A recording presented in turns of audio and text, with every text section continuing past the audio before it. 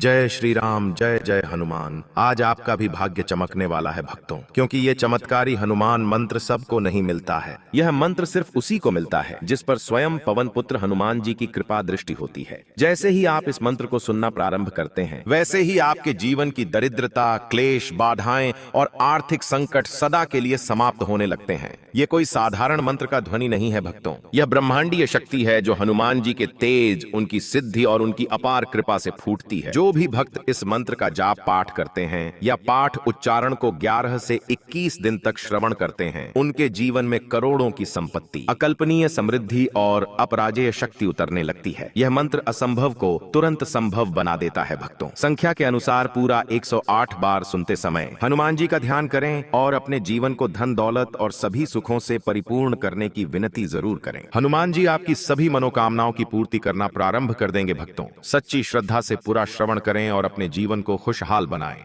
सदा भक्तवत्सम कपिमु ज्ञान सिंहम भजे योग सिद्धम महाशौर्य रूपम करे यह कृपाम भक्त संरक्षणाय नमामि प्रभुम मारुतम तेज दृष्टम। ओम ह्रीं महाहनुमते सर्वकलेश विनाशिने अपार समृद्धि प्रदायिने स्वाहा। सदा भक्तवत्सम कपिमु ज्ञान सिंहम भजे योग सिद्धम महाशौर्य रूपम करे यह कृपाम भक्त संरक्षणाय नमामि प्रभुम मारुतम तेज दृष्टम। ओम ह्रीं महाहनुमते सर्वकलेश विनाशिने अपार समृद्धि प्रदायिने स्वाहा।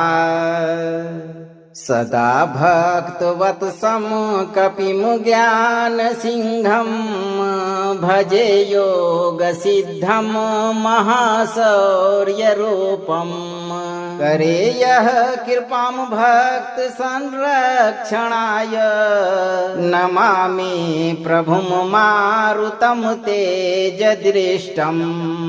ओम ह्रीं महाहनुमते सर्वकलेश विनाशिने अपार समृद्धि प्रदायिने स्वाहा।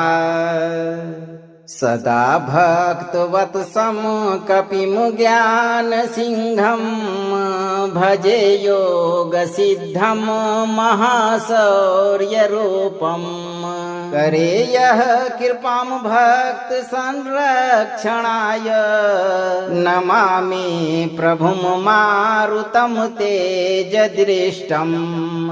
ओम ह्रीं महाहनुमते सर्वकलेश विनाशिने अपार समृद्धि प्रदायिने स्वाहा। सदा भक्तवत्सम कपिमु ज्ञान सिंहम भजे योग सिद्धम महाशौर्य रूपम करे यह कृपाम भक्त संरक्षणाय नमामि प्रभुम मारुतम तेज दृष्टम। ओम ह्रीं महाहनुमते सर्वकलेश विनाशिने अपार समृद्धि प्रदायिने स्वाहा। सदा भक्तवत्सम कपिमु ज्ञान सिंहम भजे योग सिद्धम महाशौर्य रूपम करे यह कृपाम भक्त संरक्षणाय नमामि प्रभुम मारुतम तेज दृष्टम। ओम ह्रीं महाहनुमते सर्वकलेश विनाशिने अपार समृद्धि प्रदायिने स्वाहा। सदा भक्तवत्सम कपिमु ज्ञान सिंहम भजे योग सिद्धम महाशौर्य रूपम करे यह कृपाम भक्त संरक्षणाय नमामि प्रभुम मारुतम तेज दृष्टम। ओम ह्रीं महाहनुमते सर्वकलेश विनाशिने अपार समृद्धि प्रदायिने स्वाहा। सदा भक्तवत्सं कपिं ज्ञानसिंहं भजे योगसिद्धं महाशौर्यरूपम् करे यः कृपां भक्त संरक्षणाय नमामि प्रभुं मारुतं तेजदृष्टम् ॐ ह्रीं महाहनुमते सर्वक्लेश विनाशिने अपार समृद्धि प्रदायिने स्वाहा सदा भक्तवत्सं कपिं ज्ञानसिंहं भजे योगसिद्धं महाशौर्यरूपम् करे यः कृपां भक्त संरक्षणाय नमामि प्रभुं मारुतं तेजदृष्टम् ॐ ह्रीं महाहनुमते सर्वक्लेश विनाशिने अपार समृद्धि प्रदायिने स्वाहा सदा भक्तवत्सं कपिं ज्ञानसिंहं भजे योगसिद्धं महाशौर्यरूपम् करे यः कृपां भक्त संरक्षणाय नमामि प्रभुं मारुतं तेजदृष्टम् ॐ ह्रीं महाहनुमते सर्वक्लेश विनाशिने अपार समृद्धि प्रदायिने स्वाहा सदा भक्तवत्सं कपिं ज्ञानसिंहं भजे योगसिद्धं महाशौर्यरूपम् करे यः कृपां भक्त संरक्षणाय नमामि प्रभुं मारुतं तेजदृष्टम् ॐ ह्रीं महाहनुमते सर्वक्लेश विनाशिने अपार समृद्धि प्रदायिने स्वाहा सदा भक्तवत्सं कपिं ज्ञानसिंहं भजे योगसिद्धं महाशौर्यरूपम् करे यः कृपां भक्त संरक्षणाय नमामि प्रभुं मारुतं तेजदृष्टम् ॐ ह्रीं महाहनुमते सर्वक्लेश विनाशिने अपार समृद्धि प्रदायिने स्वाहा सदा भक्तवत्सं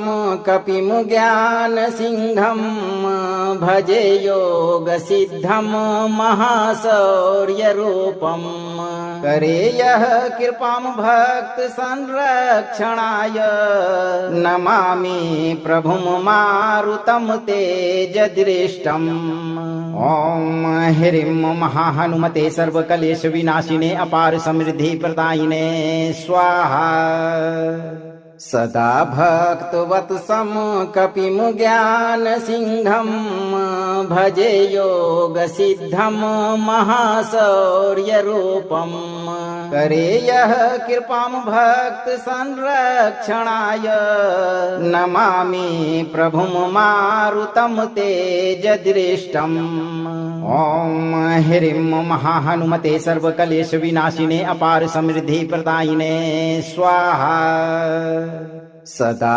भक्तवत्सं कपिं ज्ञानसिंहं भजे योगसिद्धं महाशौर्यरूपम् करे यः कृपां भक्त संरक्षणाय नमामि प्रभुं मारुतं तेजदृष्टम् ॐ ह्रीं महाहनुमते सर्वक्लेश विनाशिने अपार समृद्धि प्रदायिने स्वाहा सदा भक्तवत्सं कपिं ज्ञानसिंहं भजे योगसिद्धं महाशौर्यरूपम् करे यः कृपां भक्त संरक्षणाय नमामि प्रभुं मारुतं तेजदृष्टम् ॐ ह्रीं महाहनुमते सर्वक्लेश विनाशिने अपार समृद्धि प्रदायिने स्वाहा सदा भक्तवत्सं कपिं ज्ञानसिंहं भजे योगसिद्धं महाशौर्यरूपम् करे यः कृपां भक्त संरक्षणाय नमामि प्रभुं मारुतं तेजदृष्टम्। ओम ह्रीं महाहनुमते सर्वकलेश विनाशिने अपार समृद्धि प्रदायिने स्वाहा। सदा भक्तवत्सं कपिं ज्ञानसिंहं भजे योगसिद्धं महाशौर्यरूपम्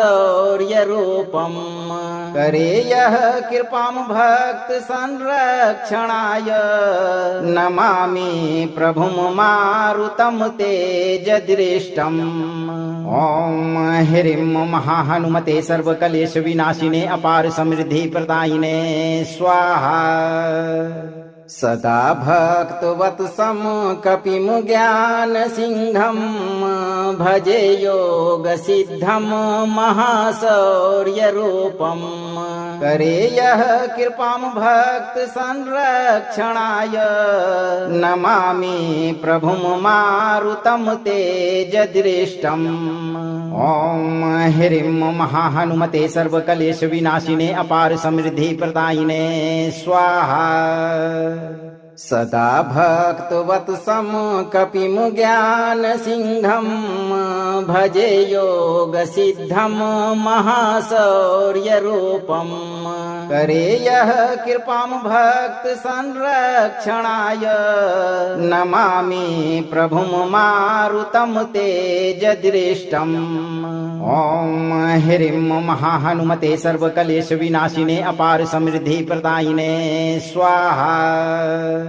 सदा भक्तवत्सं कपिं ज्ञानसिंहं भजे योगसिद्धं महाशौर्यरूपम् करे यः कृपां भक्त संरक्षणाय नमामि प्रभुं मारुतं तेजदृष्टम्।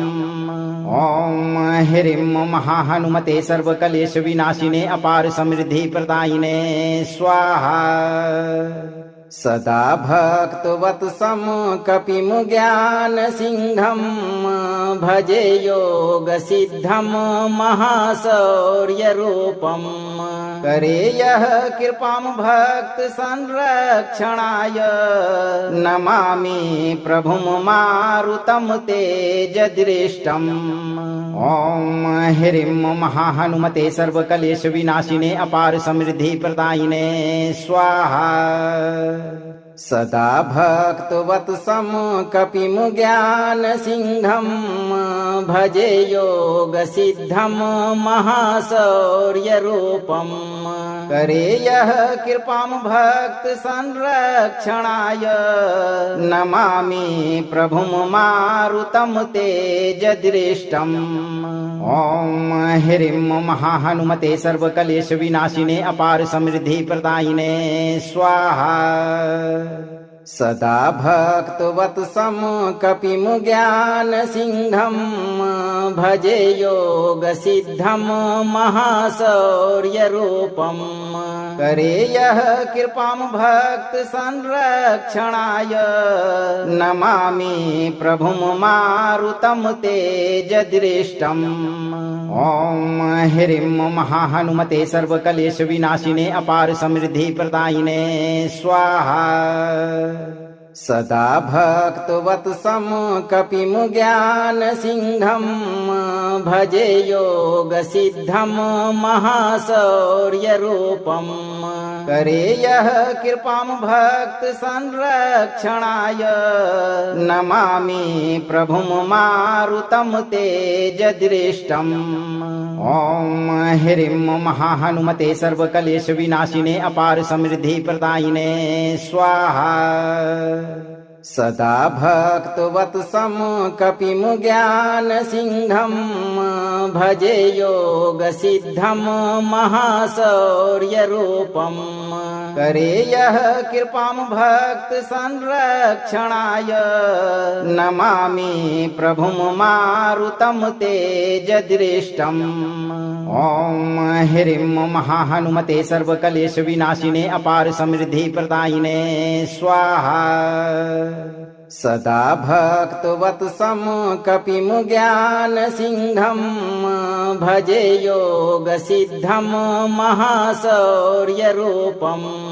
करे यः कृपां भक्त संरक्षणाय नमामि प्रभुं मारुतं तेजदृष्टम्। ओम ह्रीं महाहनुमते सर्वकलेश विनाशिने अपार समृद्धि प्रदायिने स्वाहा। सदा भक्तवत्सं कपिं ज्ञानसिंहं भजे योगसिद्धं महाशौर्यरूपम् करे यः कृपां भक्त संरक्षणाय नमामि प्रभुं मारुतं तेजदृष्टम्। ओम ह्रीं महाहनुमते सर्वकलेश विनाशिने अपार समृद्धि प्रदायिने स्वाहा। सदा भक्तवत्सं कपिं ज्ञानसिंहं भजे योगसिद्धं महाशौर्यरूपम् करे यः कृपां भक्त संरक्षणाय नमामि प्रभुं मारुतं तेजदृष्टम्। ओम ह्रीं महाहनुमते सर्वकलेश विनाशिने अपार समृद्धि प्रदायिने स्वाहा।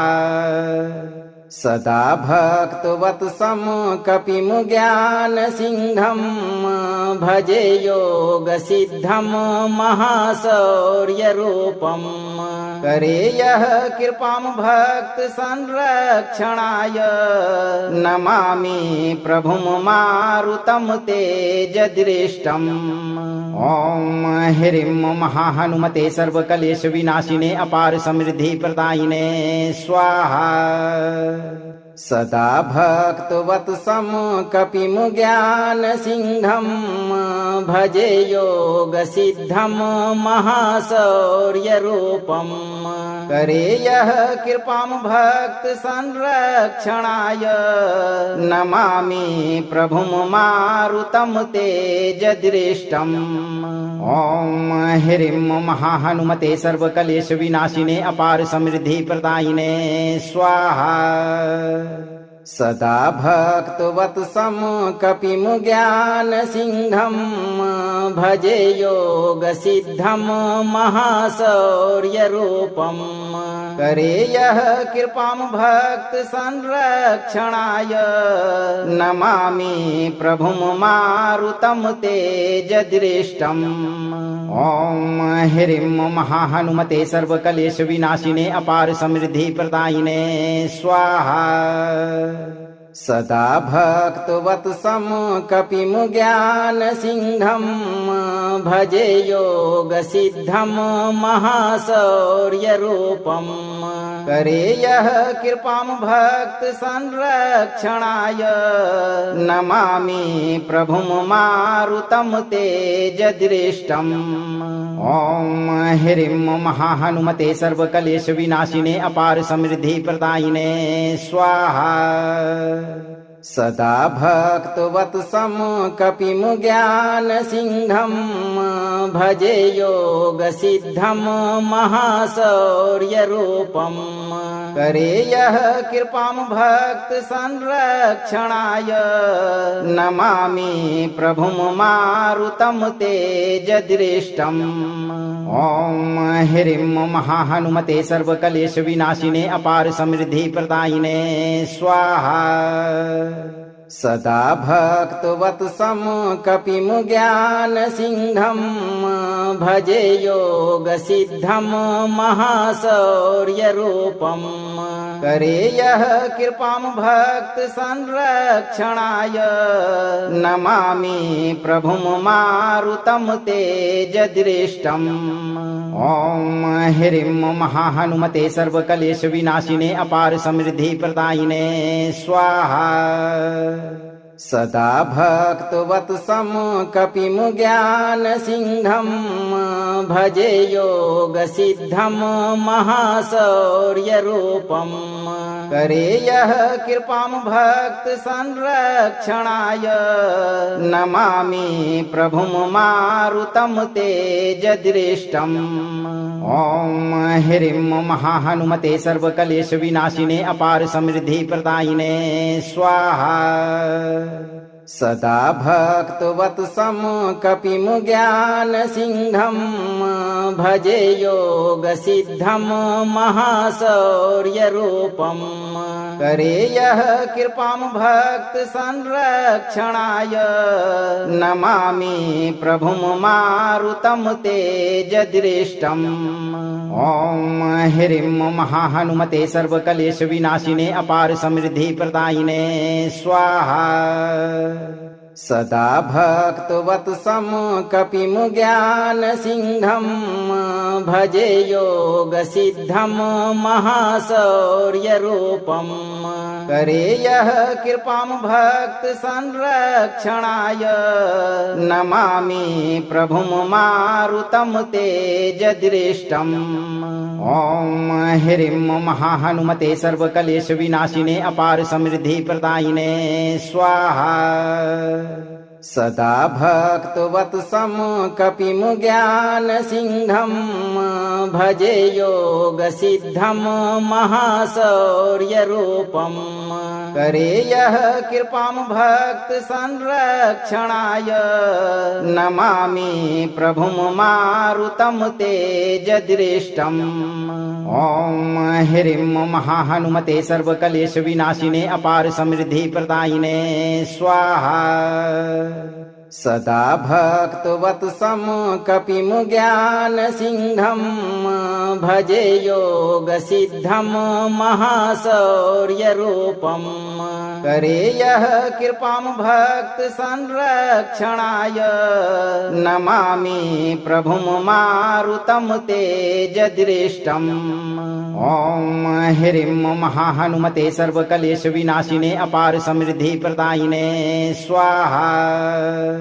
सदा भक्तवत्सं कपिं ज्ञानसिंहं भजे योगसिद्धं महाशौर्यरूपं करे यः कृपां भक्त संरक्षणाय नमामि प्रभुं मारुतं तेजदृष्टम्। ओम ह्रीं महाहनुमते सर्वकलेश विनाशिने अपार समृद्धि प्रदायिने स्वाहा।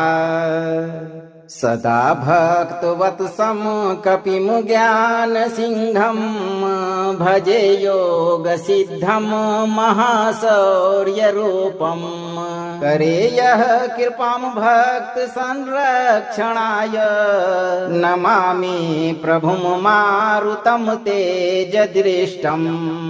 ओम ह्रीं महाहनुमते सर्वकलेश विनाशिने अपार समृद्धि प्रदायिने स्वाहा।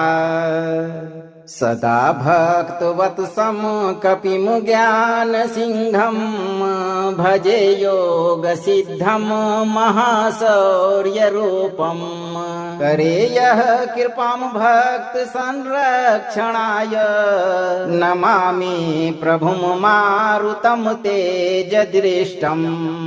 ओम ह्रीं महाहनुमते सर्वकलेश विनाशिने अपार समृद्धि प्रदायिने स्वाहा। सदा भक्तवत्सं कपिमुज्ञानसिंहं भजे योगसिद्धं महाशौर्यरूपम् करे यः कृपां भक्त संरक्षणाय नमामि प्रभुं मारुतं तेजदृष्टम्। ॐ ह्रीं महाहनुमते सर्वकलेश विनाशिने अपार समृद्धि प्रदायिने स्वाहा। सदा भक्तवत्सं कपिमुज्ञानसिंहं भजे योगसिद्धं महाशौर्यरूपम् करे यः कृपां भक्त संरक्षणाय नमामि प्रभुं मारुतं तेजदृष्टम्। ॐ ह्रीं महाहनुमते सर्वकलेश विनाशिने अपार समृद्धि प्रदायिने स्वाहा। सदा भक्तवत्सं कपिमुज्ञानसिंहं भजे योगसिद्धं महाशौर्यरूपम् करे यः कृपां भक्त संरक्षणाय नमामि प्रभुं मारुतं तेजदृष्टम्। ॐ ह्रीं महाहनुमते सर्वकलेश विनाशिने अपार समृद्धि प्रदायिने स्वाहा। सदा भक्तवत्सं कपिमुज्ञानसिंहं भजे योगसिद्धं महाशौर्यरूपम् करे यः कृपां भक्त संरक्षणाय नमामि प्रभुं मारुतं तेजदृष्टम्।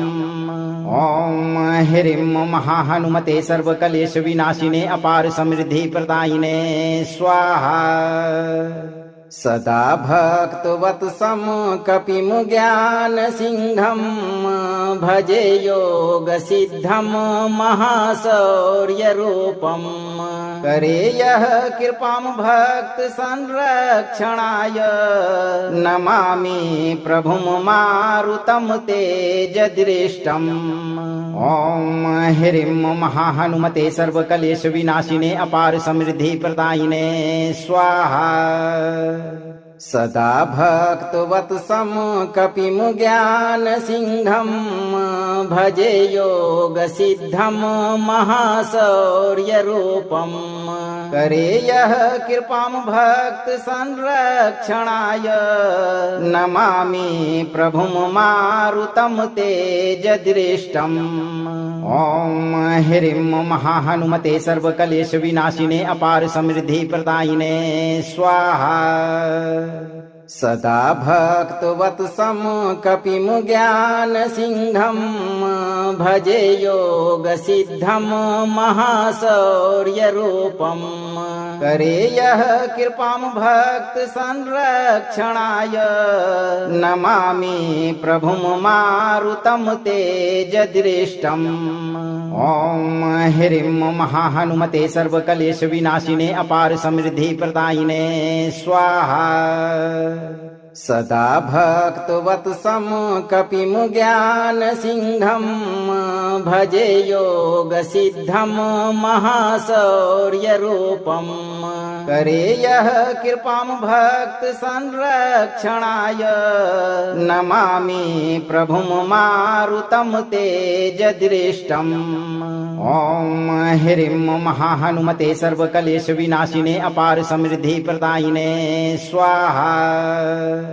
सदा भक्तवत्सं कपिमुज्ञानसिंहं भजे योगसिद्धं महाशौर्यरूपम् करे यः कृपां भक्त संरक्षणाय नमामि प्रभुं मारुतं तेजदृष्टम्।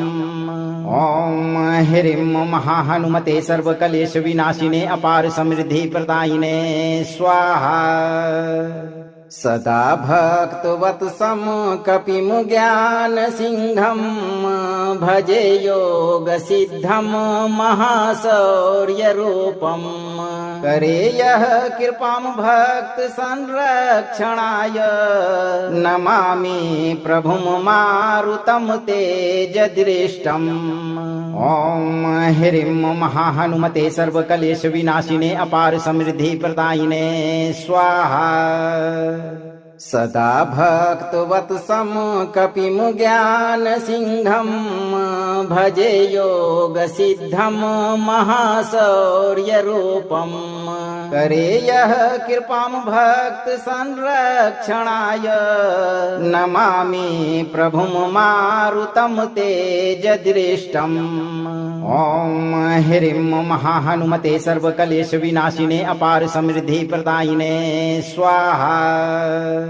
सदा भक्तवत्सं कपिं ज्ञानसिंहं भजे योगसिद्धं महाशौर्यरूपम् करे यः कृपां भक्त संरक्षणाय नमामि प्रभुं मारुतं तेजदृष्टम्।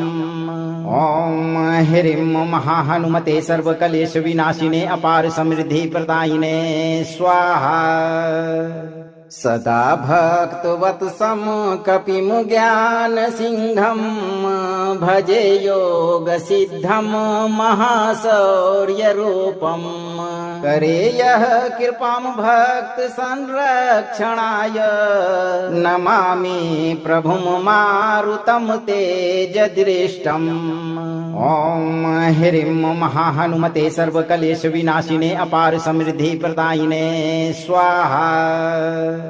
सदा भक्तवत्सं कपिं ज्ञानसिंहं भजे योगसिद्धं महाशौर्यरूपम् करे यः कृपां भक्त संरक्षणाय नमामि प्रभुं मारुतं तेजदृष्टम्।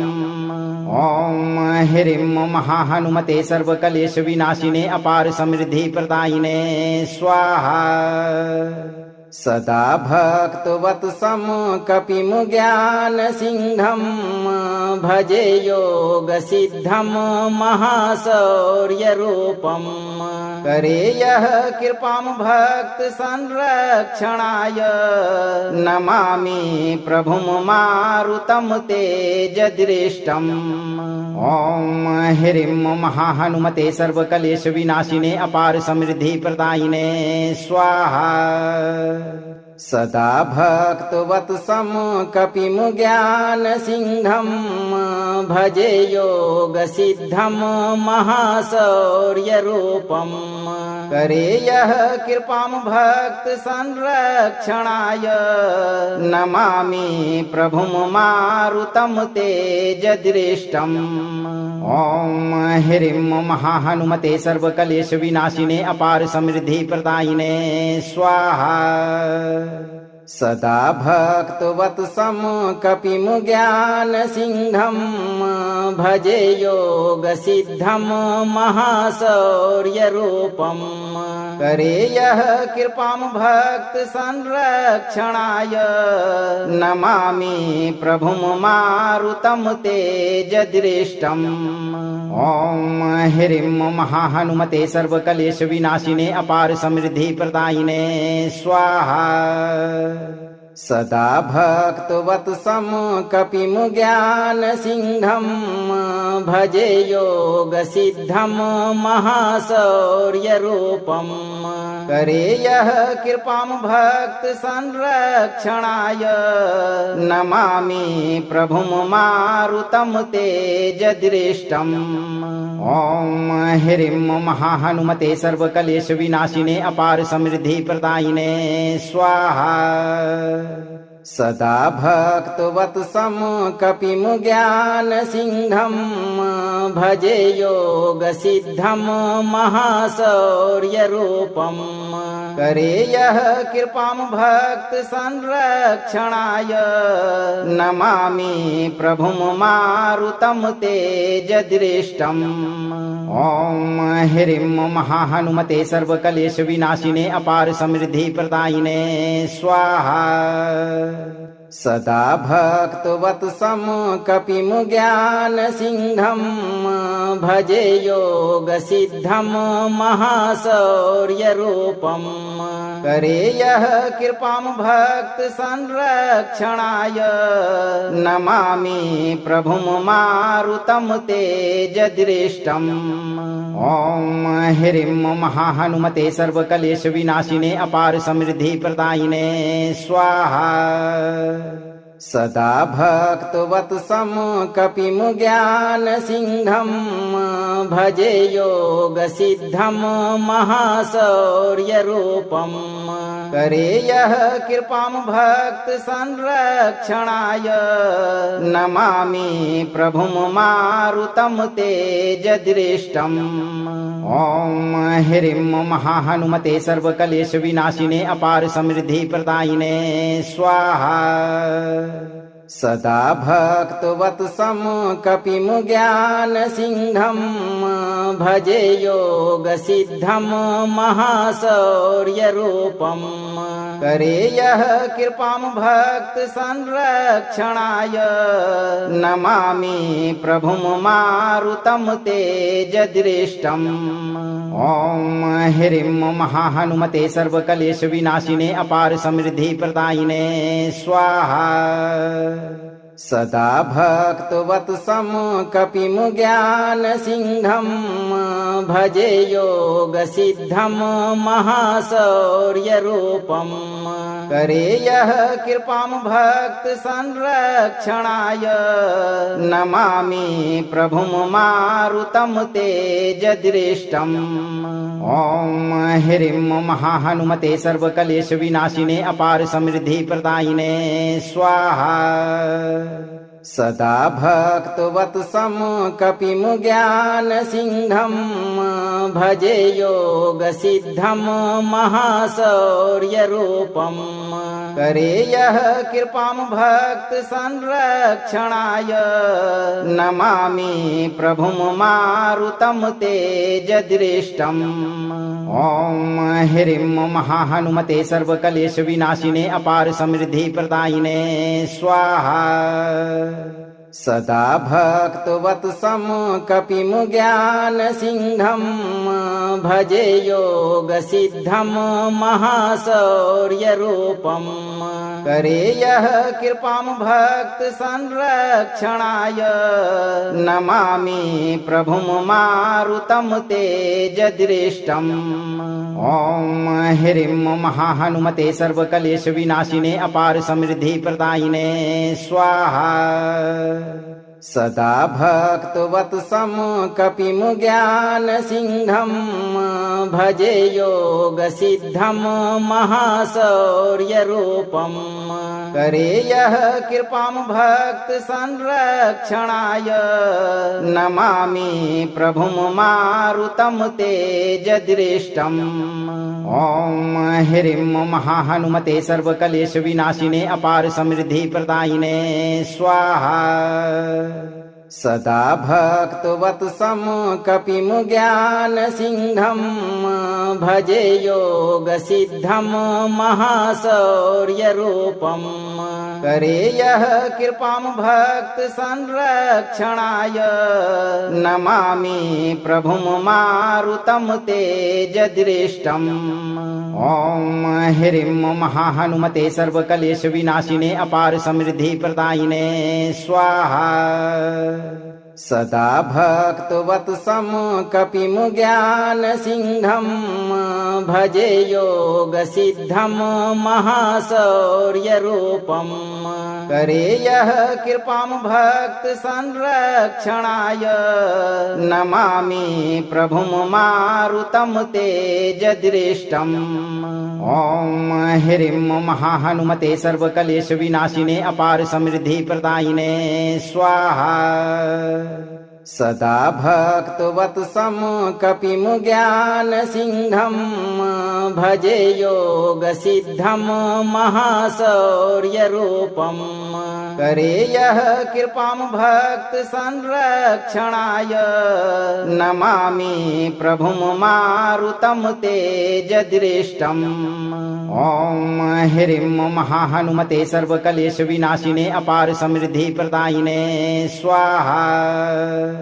सदा भक्तवत्सं कपिमुज्ञान सिंहं भजे योग सिद्धं महाशौर्यरूपम् करे यः कृपां भक्त संरक्षणाय नमामि प्रभुं मारुतं तेजदृष्टम् ओम ह्रीं महाहनुमते सर्वकलेश विनाशिने अपार समृद्धि प्रदायिने स्वाहा सदा भक्तवत्सं कपिमुज्ञान सिंहं भजे योग सिद्धं महाशौर्यरूपम् करे यः कृपां भक्त संरक्षणाय नमामि प्रभुं मारुतं तेजदृष्टम् ओम ह्रीं महाहनुमते सर्वकलेश विनाशिने अपार समृद्धि प्रदायिने स्वाहा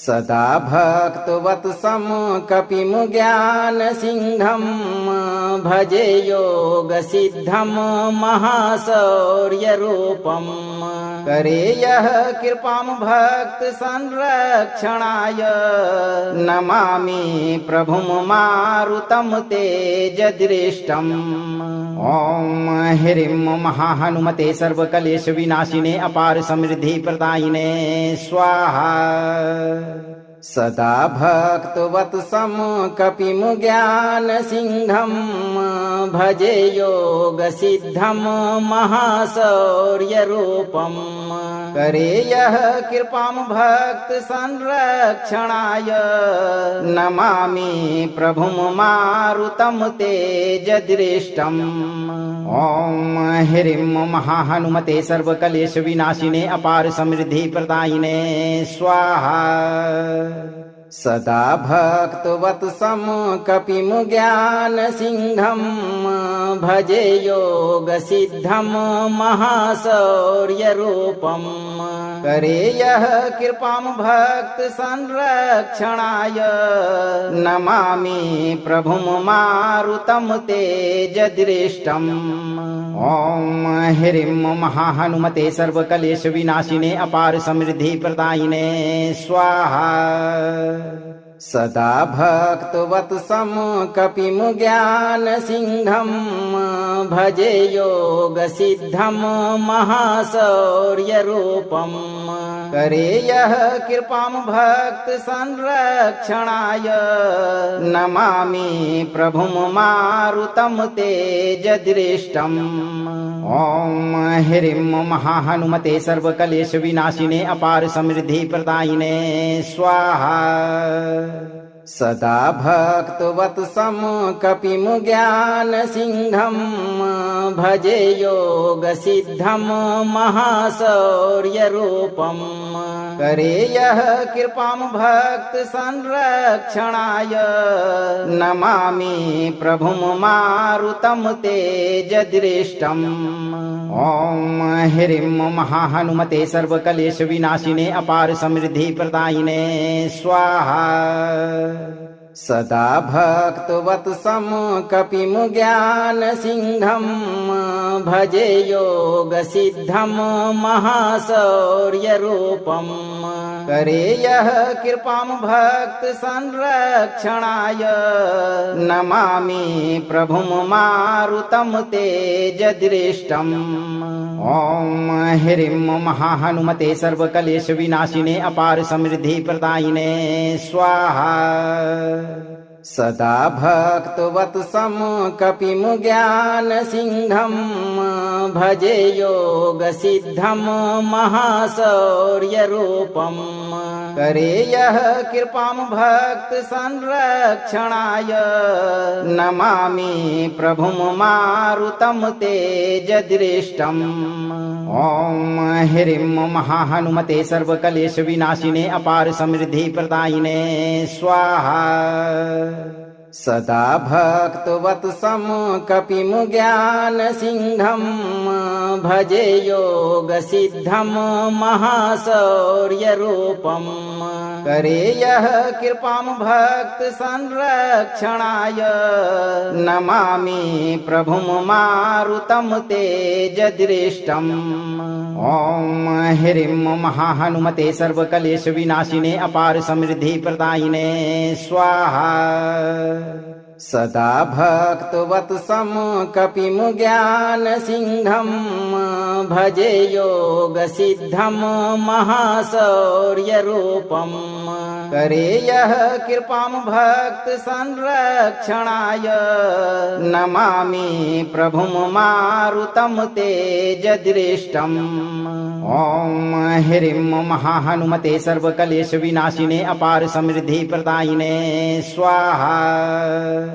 सदा भक्तवत्सं कपिं ज्ञानसिंहं भजे योगसिद्धं महाशौर्यरूपं करे यः कृपां भक्त संरक्षणाय नमामि प्रभुं मारुतं तेजदृष्टम्। ओम ह्रीं महाहनुमते सर्वकलेश विनाशिने अपार समृद्धि प्रदायिने स्वाहा।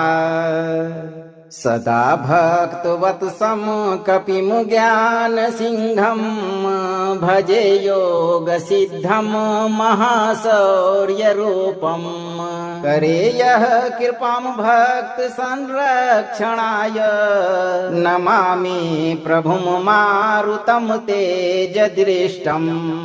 ओम ह्रीं महाहनुमते सर्वकलेश विनाशिने अपार समृद्धि प्रदायिने स्वाहा। सदा भक्तवत्सं कपिं ज्ञानसिंहं भजे योगसिद्धं महाशौर्यरूपं करे यः कृपां भक्त संरक्षणाय नमामि प्रभुं मारुतं तेजदृष्टम्। ओम ह्रीं महाहनुमते सर्वकलेश विनाशिने अपार समृद्धि प्रदायिने स्वाहा।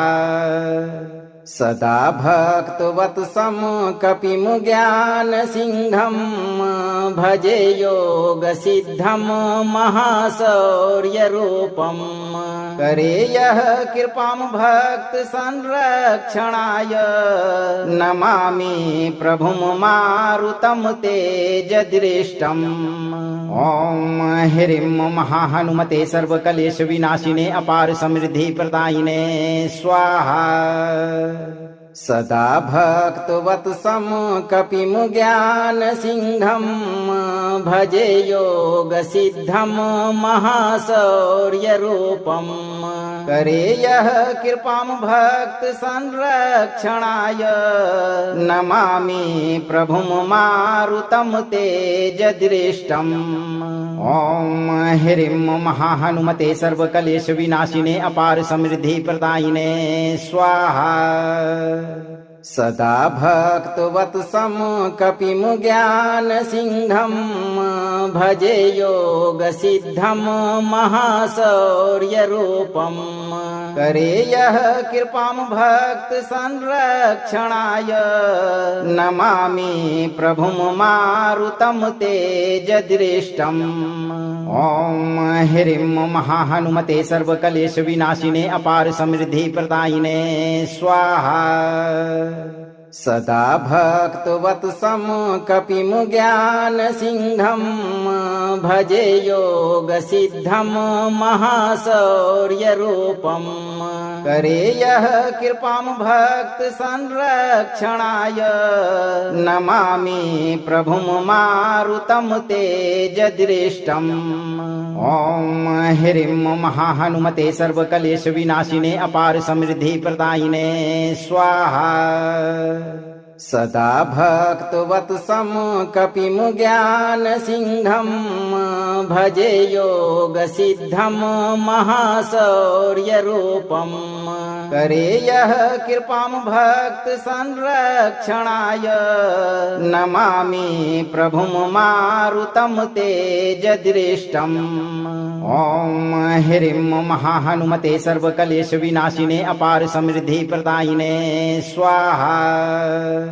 सदा भक्तवत्सं कपिं ज्ञानसिंहं भजे योगसिद्धं महाशौर्यरूपम् करे यः कृपां भक्त संरक्षणाय नमामि प्रभुं मारुतं तेजदृष्टम्। ओम ह्रीं महाहनुमते सर्वकलेश विनाशिने अपार समृद्धि प्रदायिने स्वाहा। सदा भक्तवत्सं कपिं ज्ञानसिंहं भजे योगसिद्धं महाशौर्यरूपम् करे यः कृपां भक्त संरक्षणाय नमामि प्रभुं मारुतं तेजदृष्टम्। ओम ह्रीं महाहनुमते सर्वकलेश विनाशिने अपार समृद्धि प्रदायिने स्वाहा। सदा भक्तवत्सं कपिं ज्ञानसिंहं भजे योगसिद्धं महाशौर्यरूपम् करे यः कृपां भक्त संरक्षणाय नमामि प्रभुं मारुतं तेजदृष्टम्। ओम ह्रीं महाहनुमते सर्वकलेश विनाशिने अपार समृद्धि प्रदायिने स्वाहा। सदा भक्तवत्सं कपिं ज्ञानसिंहं भजे योगसिद्धं महाशौर्यरूपम् करे यः कृपां भक्त संरक्षणाय नमामि प्रभुं मारुतं तेजदृष्टम्। ओम ह्रीं महाहनुमते सर्वकलेश विनाशिने अपार समृद्धि प्रदायिने स्वाहा। सदा भक्तवत्सं कपिं ज्ञानसिंहं भजे योगसिद्धं महाशौर्यरूपम् करे यः कृपां भक्त संरक्षणाय नमामि प्रभुं मारुतं तेजदृष्टम्। ओम ह्रीं महाहनुमते सर्वकलेश विनाशिने अपार समृद्धि प्रदायिने स्वाहा। सदा भक्तवत्सं कपिं ज्ञानसिंहं भजे योगसिद्धं महाशौर्यरूपम् करे यः कृपां भक्त संरक्षणाय नमामि प्रभुं मारुतं तेजदृष्टम्। ओम ह्रीं महाहनुमते सर्वकलेश विनाशिने अपार समृद्धि प्रदायिने स्वाहा। सदा भक्तवत्सं कपिं ज्ञानसिंहं भजे योगसिद्धं महाशौर्यरूपम् करे यः कृपां भक्त संरक्षणाय नमामि प्रभुं मारुतं तेजदृष्टम्। ओम ह्रीं महाहनुमते सर्वकलेश विनाशिने अपार समृद्धि प्रदायिने स्वाहा। सदा भक्तवत्सं कपिं ज्ञानसिंहं भजे योगसिद्धं महाशौर्यरूपम् करे यः कृपां भक्त संरक्षणाय नमामि प्रभुं मारुतं तेजदृष्टम्। ओम ह्रीं महाहनुमते सर्वकलेश विनाशिने अपार समृद्धि प्रदायिने स्वाहा। सदा भक्तवत्सं कपिं ज्ञानसिंहं भजे योगसिद्धं महाशौर्यरूपम् करे यः कृपां भक्त संरक्षणाय नमामि प्रभुं मारुतं तेजदृष्टम्। ओम ह्रीं महाहनुमते सर्वकलेश विनाशिने अपार समृद्धि प्रदायिने स्वाहा। सदा भक्तवत्सं कपिं ज्ञानसिंहं भजे योगसिद्धं महाशौर्यरूपम् करे यः कृपां भक्त संरक्षणाय नमामि प्रभुं मारुतं तेजदृष्टम्। ओम ह्रीं महाहनुमते सर्वकलेश विनाशिने अपार समृद्धि प्रदायिने स्वाहा। सदा भक्तवत्सं कपिं ज्ञानसिंहं भजे योगसिद्धं महाशौर्यरूपम् करे यः कृपां भक्त संरक्षणाय नमामि प्रभुं मारुतं तेजदृष्टम्। ओम ह्रीं महाहनुमते सर्वकलेश विनाशिने अपार समृद्धि प्रदायिने स्वाहा। सदा भक्तवत्सं कपिं ज्ञानसिंहं भजे योगसिद्धं महाशौर्यरूपम् करे यः कृपां भक्त संरक्षणाय नमामि प्रभुं मारुतं तेजदृष्टम्। ओम ह्रीं महाहनुमते सर्वकलेश विनाशिने अपार समृद्धि प्रदायिने स्वाहा। सदा भक्तवत्सं कपिं ज्ञानसिंहं भजे योगसिद्धं महाशौर्यरूपम् करे यः कृपां भक्त संरक्षणाय नमामि प्रभुं मारुतं तेजदृष्टम्। ओम ह्रीं महाहनुमते सर्वकलेश विनाशिने अपार समृद्धि प्रदायिने स्वाहा।